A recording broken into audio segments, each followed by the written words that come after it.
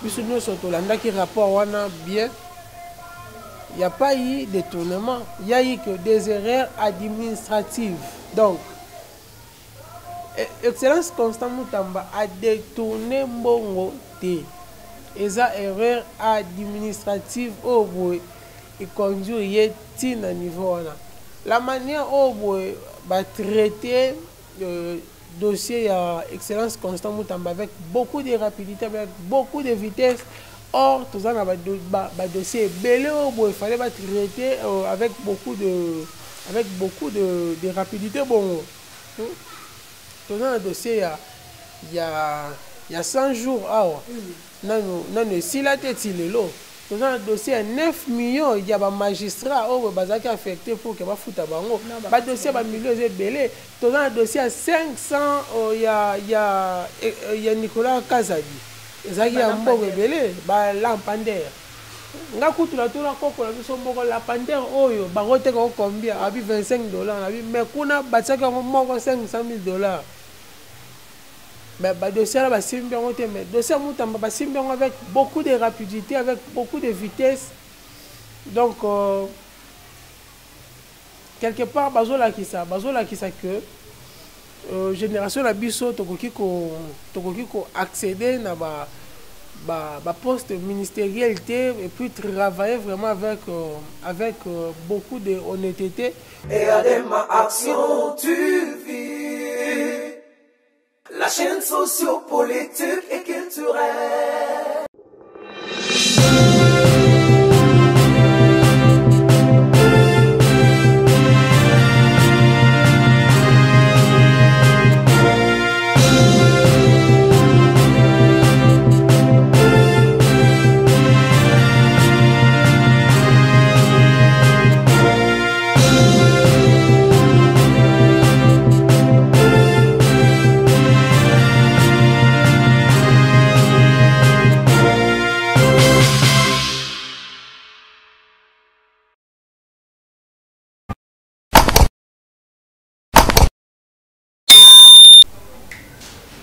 Voilà, vous êtes en direct sur EADEMA Télévision.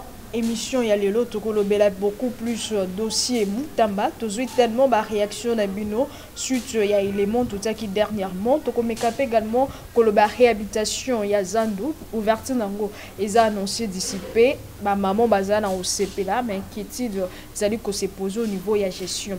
Nazanga mon côté naza mwana Congo honorable Guillaume Mukandila ilongo na yende toko beta masolo maimatali politique ya mboka na biso mwana Congo mbote na yo. Mbote ndeko Priscille Ngoma. Bonne santé. Santé zali kimia ndeko. Santé za kimia mais ba maman bazo continuer kolela. Ba maman va continuer kolela. Bazo continuer kolela, la situation sur le terrain est déplorable au niveau social. Vie sociale il y a la population est bon.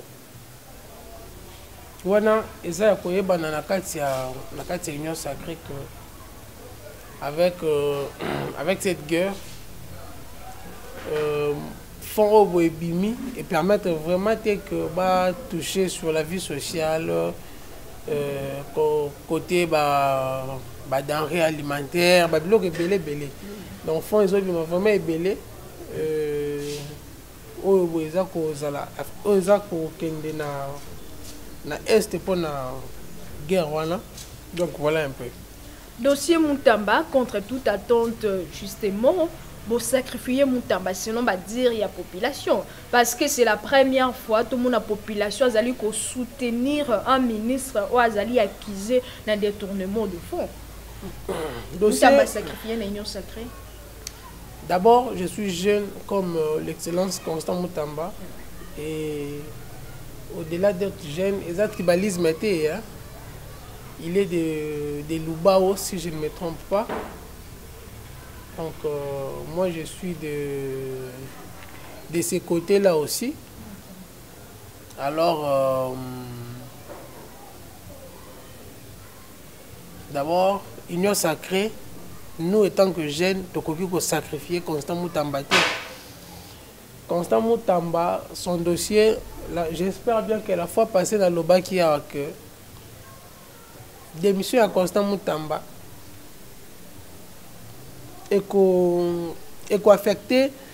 affecté ba jeune belé bo bazan na union sacrée ba ko démissionner belé. Alors biso ba jeune au botola na union sacrée toza ko continuer ko applaudir excellence Constant Mutamba pour le travail qu'il a fait. D'abord Constant Mutamba a détourné il y a eu tantôt tentative, il y a détournement, tantôt il y a eu à détourner 19 millions. Ce sont des erreurs administratives qu'on devrait corriger et non que sanctionner au point où on l'a sanctionné. Jusqu'à faire démissionner et là, et choquer vraiment toute la jeunesse et l'Union sacrée. Et vraiment, nous sommes de cœur avec lui. Bon courage à lui. Il a fait un bon travail. Il a été un bon soldat au sein de ce gouvernement. Azalaki parmi les 5 ministres Oyo, le président de la République avait l'œil suré et puis de l'espoir pour son mandat. Donc, Bassalir est juste pour peut-être qu'on acclamer en public sur sa personnalité, mais c'est un bon courageux, il a fait un bon travail et puis, chose grave, il a démissionné juste une semaine, na Monique, bon sentir que la zone sous Kouloun et la zone à Makai. Donc, voilà un peu.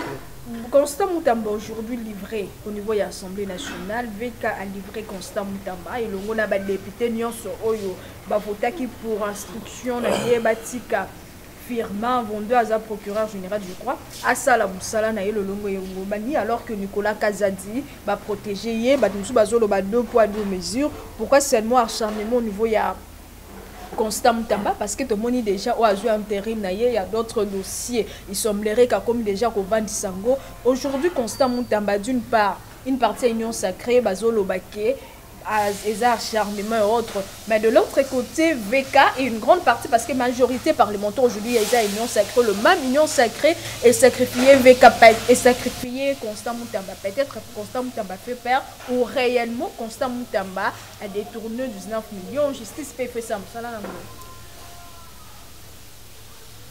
Là sur commission au Zalaki wana pour examiner. Mais que dans un rapport, puisque nous sommes qui rapport bien, il n'y a pas eu de détournement, il y a eu que des erreurs administratives. Donc, Excellence Constant Mutamba a détourné Mbongo T. Et ça, erreur administrative au bout et conduit à niveau. La manière au bout va traiter dossier à Excellence Constant Mutamba avec beaucoup de rapidité, avec beaucoup de vitesse. Or, tout ça, le dossier belé, il fallait traiter avec beaucoup de rapidité. Bon, tout ça, le dossier, il y a 100 jours, si la tête il est là. Tout ça, le dossier 9 millions, il y a des magistrats qui sont affectés pour que les bango. Le dossier a millions de belé. Tout ça, le dossier 500, il y a Nicolas Kazadi. Il y a un bon belé, lampander. Nga kutula tula koko la biso mboko la pander oyo bagote ko combien abi $25 abi mais kuna batsaka moko $500,000. Mais le dossier là, mais dossier Mutamba avec beaucoup de rapidité, avec beaucoup de vitesse. Donc, quelque part, bazola qui ça que génération la biso tokoki ko accéder na ba poste ministériel et puis travailler vraiment avec beaucoup de honnêteté ou soit balingi bato bazo honnêteté na ba poste ministériel parce que tout ce bazolo qui approche ya Constant Mutamba qui beaucoup plus pour na jouer na populisme parce que tout le monde qui souvent ma intervention na dernière intervention et ça là qui un peu clameur au niveau de la population entre échange et ça là qui entre na Judith Toulouka n'a parlé du peuple. est-ce que tes actions na manière qu'on mener c'est pour se faire voir au fond musala est-ce que manière au salma parce que tout le monde a déjà deux entrées en jeune il y avait déjà des conflits entre eux na ba magistrats. Non, il n'y avait pas du populisme, mais qui populisme était. Il a voulu mettre de l'ordre dans la justice. Et puis justice ils allaient deux poids deux mesures. Tant que je sens l'odeur du détournement. Afin Moutouté quand même. Afin Moutouté, est-ce qu'il a détourné? Vous avez suivi les rapports au Batangaki. Moutamba n'a pas détourné. Moutamba a erreur administrative. Mais vu que Bazalaki a besoin de saluer Constant Moutamba. Saluer, donc, Baluki va baby sa image na ye. Mais, sali na Constant Moutamba. Ezali vraiment ezali biso ba jeune esengo mingi te moi méfiance ekokoma pour na bakulutu na biso wana mais toluka baluka ba se racheter et que même dans rapport il y a Mvonde, il y a procureur Mvonde a établi la justice pour azongisa Moutamba na ba droit na ye. Donc voilà un peu. Boloba qui beaucoup plus Boloba qui mingi sur Ngobila Azaki traité de tous les noms d'oiseaux. Aujourd'hui, tout le monde descend sur le terrain au Daniel Mbumba Salaki, tout le monde Moussala. Il y a Zan de Salamaki malgré et aux 8 ans mingi. Alors on peut dire de mon réalisation, il y a Zan de comme pratiquement vers la fin, je crois selon le nouveau gouverneur Daniel Mbumba, d'ici novembre déjà, maman déjà barokota ouverture au Salama a cité quelques travaux et tikali a finition mais d'ici peu au moins Rosala ouverture au Salama maman déjà bazozo dia ba place na bango na ba pavillon création des akini. Au moins on peut dire que Ngobila Sala qui quand même moi Moussala. Pour la politique, sinon tant que combo ya Ngobila. Excellence Gentini Ngobila, pour ça yemba.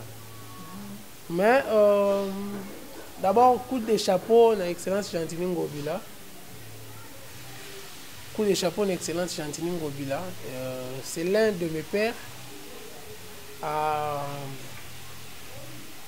C'est lui l'initiateur il y a Zando moderne on a au Botomoni lelo Excellence Daniel Mbumba qui ko inauguré. Alors coup de chapeau Excellence Gentini Ngobila pour la initiative d'abord à Zouaki et si Kazali na komba bakinwa nyonso tozali kotonde na Longonia mais l'excellence Daniel Mbumba initiative ezalaki kaka ya kokende kotala Zando te nzinga ya Zando eza na bosoto ya kosakana te po okota tina kati okoma na bâtiment wana oyo bakendaki kovisite omona ke bosoto ezali makasi.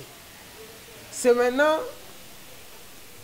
à l'excellence Daniel Mbumba Lubaki akende atinda bato na ye ba entretenir zinga ya Zando ezaka zinga ya Zando te eza na ba zone ebele oyo batouche nanu te avenue Kimwenza kobanda Mbole si okoma baboro nayebi te soki bato bamati na moto gizi wana bato baza minene bato wana bakosopana na se po mabanga oyo eza wana donc ezopermettre te ke circulation eza normale baamortisseur ya mituka eza kokufa kaka na avenue wana tozwi avenue ezo avenue université kobanda Lukamawa avenue Lukamawa si okoma na station ya Kapela D ezali na état moko délabré bakaniveau ezali bouché il faut baya bacurer bakaniveau et puis bakaniveau ekomi archaïque ekomi ya kala donc faut agrandir bakaniveau wana ba refaire yango pour que au moins Kinshasa ait redoré image nango ya kala avec Bongolo n'en parlons pas et comme sens ya aller boye bakomo kabola ngo te bande bato à retour bazo ya wana bato aller bazo kende donc tout ça topesi un peu coup de chapeau pour na ndenge ayaki kosala continuité ya misala ya Zando mais ba point au bon atangi wana eza trop important pour na ye alandela atinda batu na ye bakita sur terrain batala balandela basala misala wana enfin Kinshasa ebonga ndenge eza slogan ne moko ayaki nango Kinshasa ezobonga donc a faire redorer Kinshasa toko betele maboko tango tangi kombo ya excellence Gentini Ngobila nefso ke noki posa koyemba donc Quand à 6 ans. Pour la 6 ans pour la initiative à malamu o azwaki pour na Zando mais tango tangi kombo ya excellence Gentini Ngobila nefso ke noki posa koyemba pour la initiative malamu o azwaki pour na Zando donc ndeko Daniel Bumba excellence Daniel Bumba soki asali pe initiative à malamu ya Kinshasa et rozana mutu mususu aza reconnaissant tanga te o aza reconnaissant envers ye soko tangi kombo ya excellence Daniel Bumba ba donc tangi kombo ya excellence Daniel Bumba noki posa koyemba maman na Congo ba na mono tangi moi ba bilo ebele o ezali ko poser problème na ville province à Kinshasa mais le même problème ezaki na tango ya André Kimbuta to mona on attend à Gentini Ngobila le même problème to mona on attend ya Daniel Bumba alors qu'on pourrait dire que ba gouverneur union sous baso les kabazale à la hauteur de na vrai problème au niveau de la population parce que le Cambodge il y a une salubrité to mona ba action zo salama mais zo à la hauteur de na problème sur le terrain. Ils ont beaucoup plus de slogan. Tout le monde qui a un Kimbuta avec un slogan, tout le monde qui a un slogan, tout le monde également Daniel Bumba. Surtout que nous avons 3 gouverneurs wana na ba défi au PC majeur au mon côté jusqu'à présent Rokoloba même Gentini Ngobila a relevé on a 70%. Non mais sous Gentini Ngobila tu vois qui projet zéro trou. Bamabulu wana ya bongolo wana nyonso bakangaki yango c'est sous l'excellence Gentini Ngobila que avenue bongolo na ndenga maya kalamu na Ngobila bokabona bien tokeni na direction ya avenue bongolo na ndenga maya kalamu pont wana c'est sous Gentini Ngobila donc avenue Capella c'est sous Gentini Ngobila nde lelo ekomi bongo donc Daniel Bumba peut aye na tour na ye il a son rôle qu'il doit faire pour que tout le monde que non il a travaillé mais oui alors ça la nzela ya béton oui mais eza na makala c'était déjà bon je dirais que il a fait la continuité, il y a l'État, c'était déjà un projet qui était déjà sur table, lui il est venu pour la continuité. Donc, Avenue Bongoloana, ce qui le loba saliango et pour refléter même image na yemo excellence Daniel Bumba. Yolo, excuse, yolo médical. Au côté on a 4 pour ma 7e. C'est pratiquement c'est impraticable. Donc c'est impraticable. Donc ils en avaient venu et salemi nanuté. Bon, misale c'est la manière so mbala moroté. Mais au moins au lieu nga pona ngai natanga ki lettre au bazo kanga avenue Victoire tiki mwenza. Wana ekozala ko nyoko la population. To balana na ba axe au boye ko dégager embouteillage avant ko kanga grande avenue le roi Victoire wana ti kimwenza ekozala intéressante. Or sur l'avenue université ko désengorger désengorger embouteillage au boye ekozala ma côté Victoire. Donc sûrement avenue avenue Capella et Rosoa 12e rue donc batu ba uta Capella bazui 12e rue babimi bake mbala moko ba obo bazo ya université ba ça la université tout droit ba le ka par bongolo baye bamati rond-point misusu basalela elenge sa bakei mais soki bakangi wana baveni wana eza impraticable tonyokoli population. Parce qu'aujourd'hui, déjà, dans certains transports, c'est très compliqué. Et l'autre, ils ont semblé peut-être une grande partie à salaire, ils ont un enfant du mois, ils ont les cars en transport. Ils ont tellement madé que les chauffeurs sont obligés de dormir terrain, alors que déjà de base, ils respectent les tarifs aux alliés pour mettre certains transports. Jusqu'à présent, que ce soit au niveau, il y a le gouvernement provincial à la ville de Kinshasa, que ce soit au niveau national, non, on a monaté. Les ministres qui sont provinciaux au niveau national à réussir Jean-Pierre Bemba à la défense de la transport peut-être on peut dire qu'il y a des parce qu'il fallait un poste au niveau du gouvernement nous ça n'y a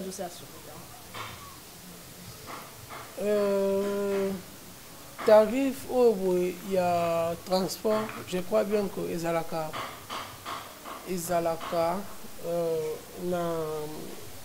la direction la direction il y a le gouvernement provincial à la ville à Kinshasa. Excellence Bob Amissi. Excellence Bob Amissi, Ndemoto.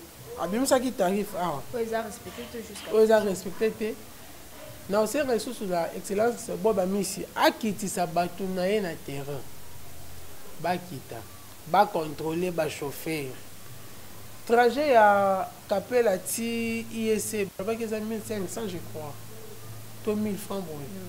Mais batouana ba fouti ça de fois 2000 francs n'a pas causé 2000 francs. Et ça salon il met en abango. Salon il met en surtout ne pas kangi victoire wana. Argument comme Makenzele ezati. C'est ça. Photo faut ba matisa transport. Déjà hier na yoki mota amora zoloba. Abo ba matisa bamata transport bon moto gizi arrêt mabaya tiki kwiti 1500 francs.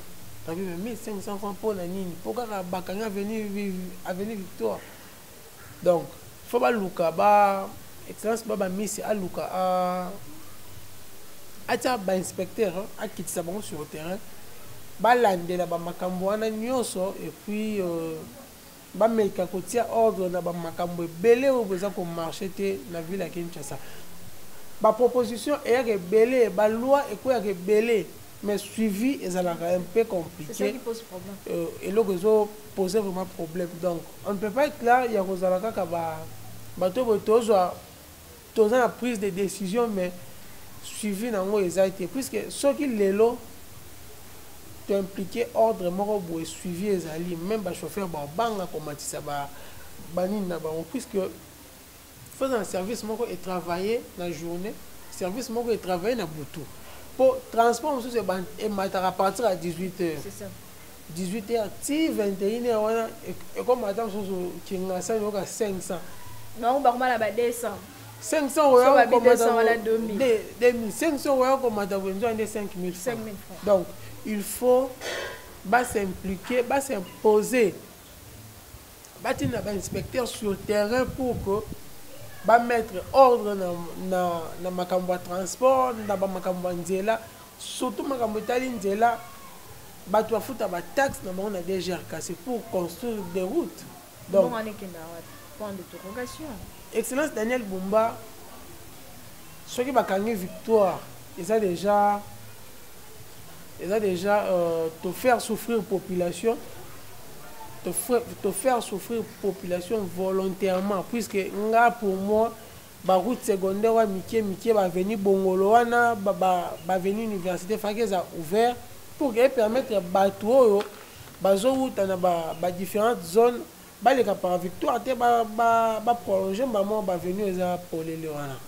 Aujourd'hui, la ville-province de Kinshasa semble être gouvernée parce que sur total, au regard, il y a tout ce qui se passe dans la ville-province de Kinshasa. Est-ce que Yoko Lupa, Tolo Bakaka depuis 10 ans, nous avons à Kinshasa, nous avons des places de route, des places de route. Est-ce que l'ouverture de sport que Daniel Bouma aurait relevé de filles à Corée d'euros, image de la ville-province de Kinshasa? L'ouverture des sports, Isali.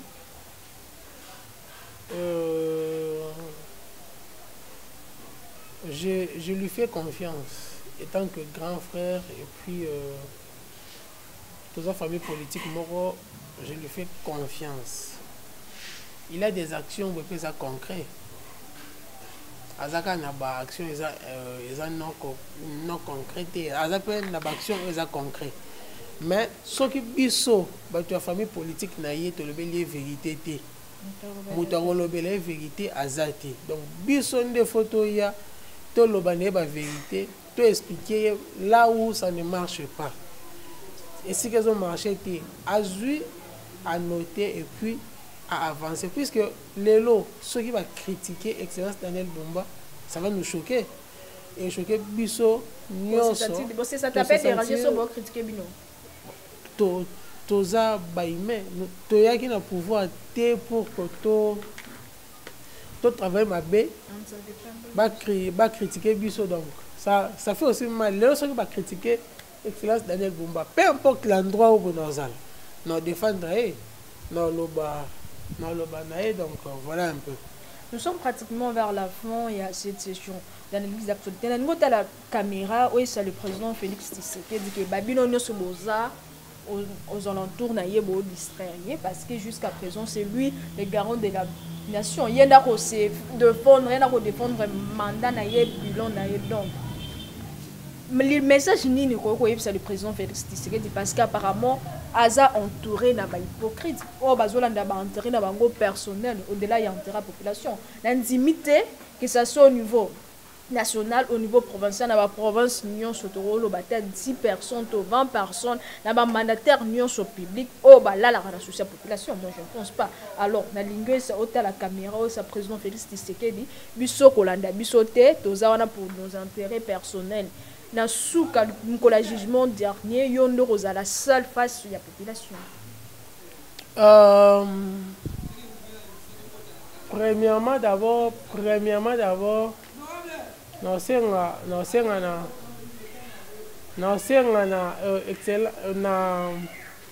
excellence monsieur le président de la République, son excellence Félix Antoine Tshisekedi Tshilombo. Oh biso to bien Fachi béton. Donc, les bétons de la République, biso toza ko accompagner vision na yo, pe toza ko soutenir yo nuit et jour. Tozali pongo kolala na souci à population, contrairement à na obondeko journaliste oti koloba. Tozali pongo kolala na souci à population chaque jour, particulièrement population la biso ya Goma. Donc tozali ko accompagner vision na yo chef de l'État, tozali ko accompagner yo pe tozali na yo elongo kino suka ya mandat. Donc nous allons vous accompagner toko tika yo te, toko zalana yo, toko défendre yo. D'ailleurs nous autres nous sommes déjà critiqués par d'autre part concernant notre prise de position, mais nous sommes avec vous, nous vous soutenons. Merci beaucoup. Merci beaucoup. Nous vous soutenons. On a tous un DG à Sinana Régie des eaux parce que moi je ne pense pas. Nous sommes pratiquement vers la fin de cette session d'information. N'oubliez pas de vous abonner, d'activer la cloche de notification, de partager les liens si vous nous suivez en direct de la chaîne YouTube et à ma télévision. On se retrouve très prochainement, mais d'ici là, l'actualité reste en continu sur votre chaîne. Et à ma action, tu vis. La chaîne socio-politique et culturelle.